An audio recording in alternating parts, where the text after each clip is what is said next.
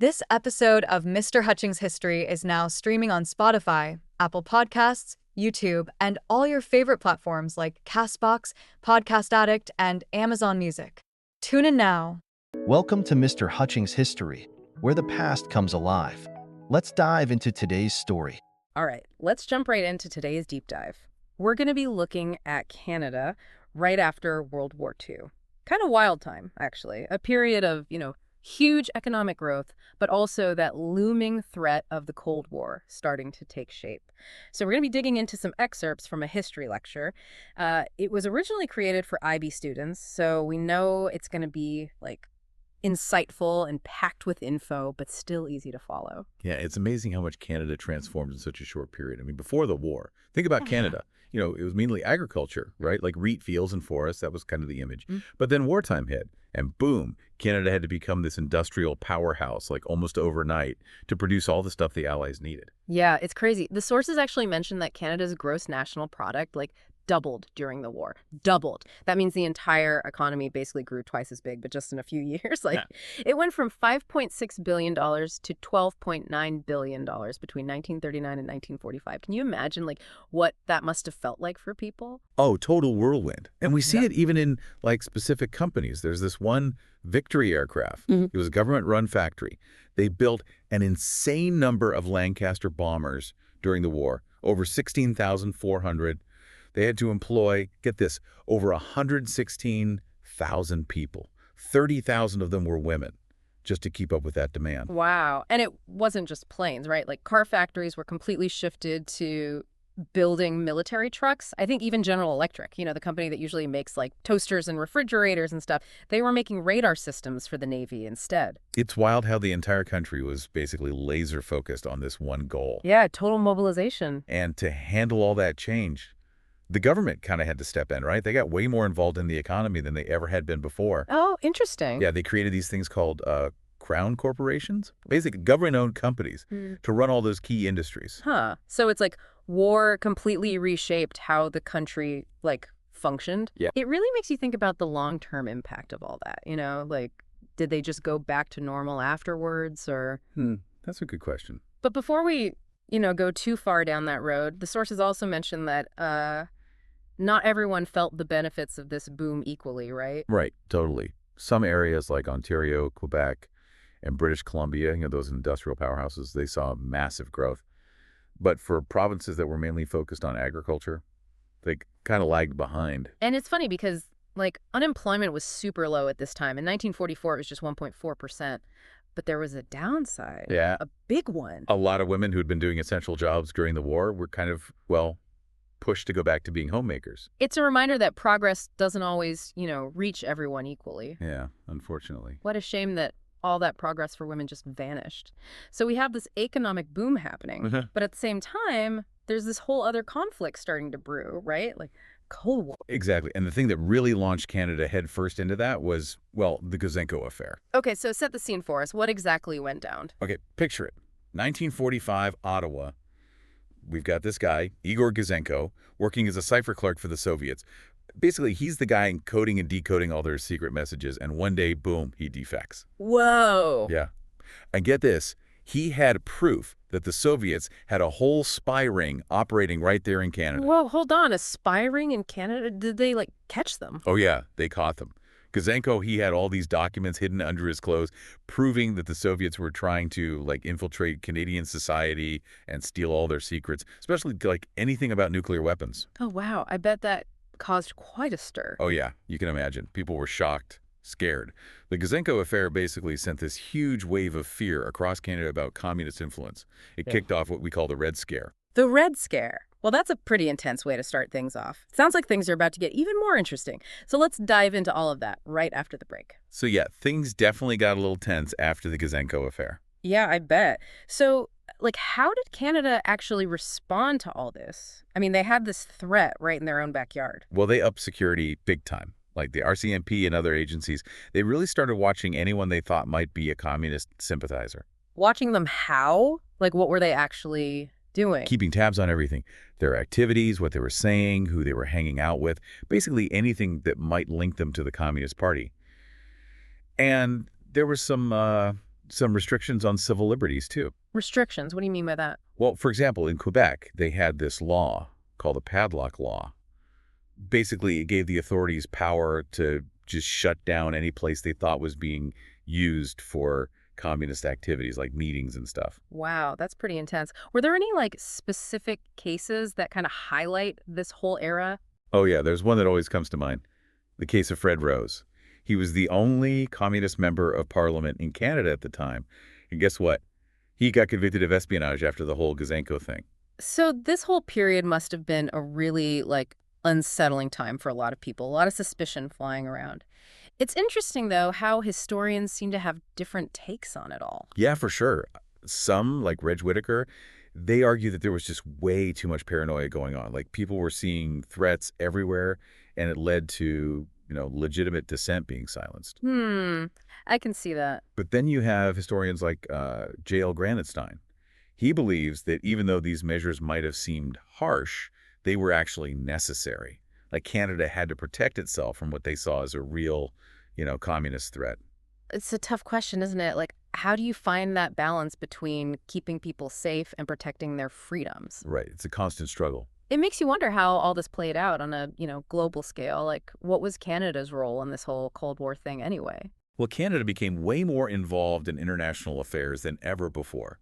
For instance, in 1949, they joined NATO, the North Atlantic Treaty Organization. NATO. Okay, so what did that actually mean for Canada? Like, what did joining NATO actually signal? Well, it meant they weren't neutral anymore. They'd chosen a side. They were committing to the Western Bloc. Remember, things were heating up between the U.S. and the Soviet Union, and Canada was kind of caught in the middle. They had those strong ties to Britain, but their relationship with the U.S. was growing too. So joining NATO was like picking a team, basically. Yeah, you could say that. It showed that Canada was ready to stand with the West and help stop the spread of Soviet influence. And then a few years later, in 1957, Canada and the U.S. teamed up to create NORAD. NORAD. Yeah, isn't that the one with those giant radar stations way up north, like watching for Soviet bombers and stuff? That's the one. It stands for North American Aerospace Defense Command. It basically solidified the defense partnership between Canada and the U.S. Like, they created this joint command to protect the whole continent from attack. Wow, that's pretty serious stuff. So Canada's definitely standing firm with the West at this point. But the sources also mentioned Lester B. Pearson and, like, his whole idea of multilateralism. What was that about? Yeah, Pearson was a huge figure during this time. He believed in diplomacy, working things out through talking and international cooperation. So he was kind of going against the grain, right? I mean, this was the Cold War. Everyone was super suspicious of each other. It really was. He truly believed that dialogue and cooperation were essential, even when you're dealing with countries you disagree with.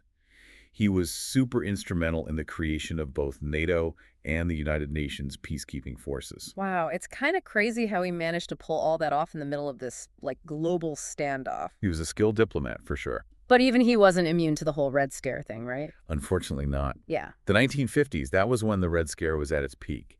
The RCMP and other agencies were really busy investigating people, like really digging into the lives of anyone they thought might have any ties to communism. What was driving all that suspicion, do you think? Why were people so scared?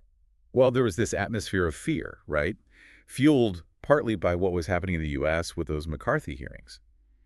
It's crazy. The FBI even accused Pearson, the guy who later won the Nobel Peace Prize, of having communist sympathies. Get out of here. That's wild. It just shows you how deep this whole Red Scare thing ran. So how did all this play out in people's daily lives? Did it, actually affect how Canadians lived? Oh, for sure. The Cold War wasn't just some abstract political thing happening far away. It seeped into every corner of life. It influenced the movies people watched, the books they read, even the music they listened to. Wait, are you saying that pop culture, reflected all these Cold War anxieties? Absolutely. Think about those classic sci-fi movies from the 50s, with the giant monsters and stuff. A lot of people saw those monsters as, symbolic representations of the Soviet threat. Huh. So even entertainment became a battleground for these competing ideologies. In a way, yeah. It wasn't just films either. Literature, music, art, all of it reflected these underlying anxieties about infiltration and the spread of communism. It's amazing how something so global could affect things as personal as, what kind of music you like. It really shows you how pervasive the Cold War was. It wasn't just a fight between countries. It was a clash of ideas, a clash of ways of life that touched everything. And speaking of which, we should probably also touch on the impact on science and technology. Oh, yeah, good point. The Cold War really fueled the race for, like, technological supremacy, didn't it? I know Canada was involved in some pretty big stuff, like aerospace and nuclear technology. Exactly. We've already talked about NORAD, but did you know that Canada also played a role in developing nuclear technology? Really? I had no idea. Yeah, it's not something that's widely talked about, but Canada made some important contributions to nuclear research. During World War II, Canadian scientists were actually part of the Manhattan Project, that top-secret program to develop the atomic bomb. Whoa, that's huge. What happened after the war? Did they keep working on that stuff? Yep, they continue their nuclear research. Canada established its own nuclear reactor program and contributed to the development of nuclear power for, peaceful purposes. Because it was this, like, double-edged sword, wasn't it? Okay. Like, the Cold War pushed for all this amazing technological advancement, but it also brought the terrifying possibility of nuclear war. Exactly. Incredible promise, Yeah. but also great peril. Think about it. There were these groundbreaking discoveries, things that could change the world for the better. But at the same time, the threat of nuclear annihilation was always looming in the background. I can't even imagine what it must have been like to live with that kind of fear hanging over you all the time. Did it, like, actually affect people's daily lives? Absolutely. People were building bomb shelters in their backyards. Schools were having duck and cover drills. And the news, it was constantly talking about the escalating arms race. It was a scary time. Wow, it's just, like, hard to comprehend how people coped with that level of anxiety. It was definitely a defining feature of the era. Thankfully, something most of us haven't had to experience. It really makes you appreciate how, even though the Cold War officially ended decades ago, its effects are still felt today. For sure. It shaped so much of the world we live in, from international relations to the technology we use every day. Understanding the Cold War is key to understanding the world we live in today. It's amazing to think how something that happened so long ago can still be so relevant. Well, we've covered a lot of ground here. We've looked at the economic impact, the Red Scare, the cultural anxieties, the technological advancements. It's been quite a journey. And as we move into the final part of our deep dive, let's shift gears a bit. Let's talk about what we can learn from all of this. What are the lasting lessons of the Cold War? Yeah, that's a great question. What can we take away from all this and, like, apply to our lives today? Yeah, that's a great question. Like, what can we actually learn from all this Cold War stuff and use in our lives today? Well, one of the big things for me is that idea of vigilance. Yeah. The Cold War was this time when the dangers were often kind of hidden. Like, it wasn't always clear who the enemy was or where the next threat was coming from. So it's about being, like, informed and aware, but not letting that turn into paranoia? Exactly. Yeah. It's about finding that balance, right, between security and freedom. That's something that keeps coming up, right? We need to be cautious, but we also can't just throw away our values in the name of safety. Yeah, one thing that really struck me was how figures like Lester B. Pearson really pushed for diplomacy and working with other countries, even when things were super tense. Oh, absolutely. The Cold War, for all its tension and conflict, also showed us the power of international cooperation. Pearson's work with NATO and the UN peacekeeping forces, that's a testament to what diplomacy can achieve. It's pretty inspiring, right? Seeing that even when countries have completely different viewpoints, they can still find ways to talk and work together. Totally. Yeah. And that's a lesson that's, like, incredibly relevant today, right? Yeah. We're facing all these global challenges, climate change, pandemics, cyber threats. These aren't things any one country can solve on its own. It's like the Cold War, as scary as it was, also gave us a blueprint for how countries can work together to tackle those big, complex problems. A blueprint we can definitely build on. Another thing that really stood out to me was how, even in the midst of all this global conflict, there was still so much progress and innovation, like all those amazing technological leaps during the Cold War, space exploration, the early internet, all that stuff. It just shows you, right? Human creativity can thrive even in the toughest of times. The competition with the Soviet Union, as dangerous as it was, also pushed people to push boundaries in science and technology. It's like that saying, necessity is the mother of invention. Exactly. We might be faced with huge problems, but we also have this incredible capacity to come up with solutions and make advancements. So as we wrap up this deep dive into Canada during the Cold War, what's like the one big takeaway you'd want our listeners to remember? I'd say it's this. The Cold War was this pivotal moment in history, right? Yeah. A time of immense challenges, but also incredible change. But more than anything, it offers us these valuable lessons that we can still learn from today. It reminds us to stay vigilant, to have faith in diplomacy, to recognize the strength of the human spirit, and to always, always fight for that balance between security and freedom. Well said.